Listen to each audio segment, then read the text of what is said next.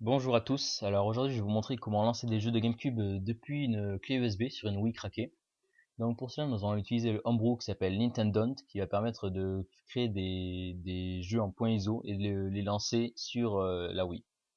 Donc pour cela on va aller sur le site gbatemp.net que j'ai mis dans la description et on va donc télécharger le homebrew.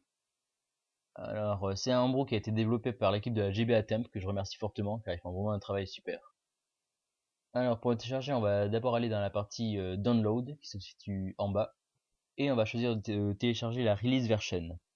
Alors au moment où je vous parle, il s'agit de la version 1.0. Il se peut que entre le moment où j'upload la vidéo et que vous la regardiez, ça ait changé, mais globalement ce sera toujours le même principe. Je pense pas qu'il y aura des modifications trop grandes à ce sujet. Donc dans cette archive, on va trouver plusieurs dossiers et fichiers, mais on va s'intéresser seulement aux dossiers, c'est les plus importants en fait. Donc on va ouvrir notre carte SD, on va aller dans le dossier apps et on va cliquer et glisser les trois dossiers qui sont dans l'archive, c'est-à-dire Nintendont, Controller et ID Test. Voilà.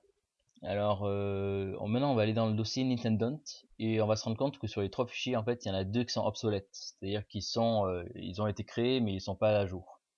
Donc pour les mettre à jour on va aller sur le même site que tout à l'heure et dans Install Instruction on va télécharger le meta.xml. Donc qu'on va remplacer par le meta.xml qui se situe donc sur la carte SD. Donc clic droit à ouvrir avec bloc-notes et on remplace. On n'oublie pas de sauvegarder et on ferme. Et le boot.doll aussi qui est sur la carte SD est obsolète. Donc on va le remplacer par le fichier qui s'appelle loader.doll et qu'on va devoir renommer boot.doll par contre.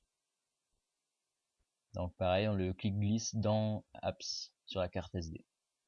Et on n'oublie pas de le renommer en boot.doll car si on ne le fait pas, Nintendo ne va pas pouvoir trouver l'application et donc ne va pas pouvoir lancer vos jeux. Donc voilà, maintenant qu'on a fait ça, il faut aller dans notre clé USB afin de mettre les jeux, car sans jeu on ne pourra rien lancer. Donc sur votre clé USB, il va falloir créer un dossier Games, et on voit que la clé USB n'est pas du tout monopolisée par ce dossier. En effet, on peut laisser les dossiers personnels ou autres dans un fichier, dans un dossier pardon que j'ai appelé par exemple autre. Donc le dossier Games contiendra vos jeux et le dossier Save contiendra vos sauvegardes que la console fera à votre place.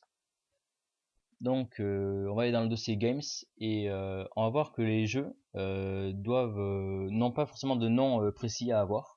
Donc on peut créer un dossier du nom que l'on veut, par exemple ici Super Mario Sunshine. Mais par contre, il faut savoir que les fichiers qui seront à l'intérieur de ce dossier doivent absolument s'appeler game.iso. Donc game.iso.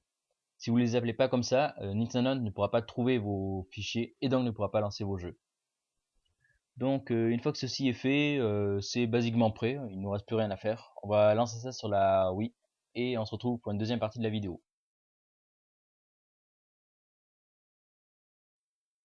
Donc nous revoilà sur le menu de la Wii. On va lancer l'Homebrew Channel pour avoir accès donc à notre application Nintendo. Alors voilà, on la retrouve là. Donc ce qu'on va faire c'est qu'on va la charger. Alors voilà à quoi ressemble Nintendo. Donc on va aller chercher le jeu dans la clé USB. Alors là on voit Super Mario Sunshine. On va aller avec B dans les settings, les options. Et donc on va mettre à on même carte emulation USB et même carte emulation qui va permettre donc de créer une carte mémoire virtuelle pour sauvegarder vos jeux. Et dans language, on va mettre French, donc FRE pour avoir les jeux en français. Voilà. On repart avec B dans la liste des jeux. Donc on aura accès, voilà, on voit notre jeu Mario Sunshine. On va dessus et Nintendo se lance. Alors il faut savoir que l'interface graphique de Nintendo est très pauvre, mais Nintendo est un programme terriblement efficace quand même. Donc on attend que tous les modules se chargent. C'est gérer la clé USB, vérifier si le jeu existe bien, vérifier s'il y a des sauvegardes et tout ça. Et voilà, donc le jeu se lance sans problème normalement. Donc voilà, je vous remercie d'avoir regardé cette vidéo et à la prochaine pour de nouveaux tutoriels.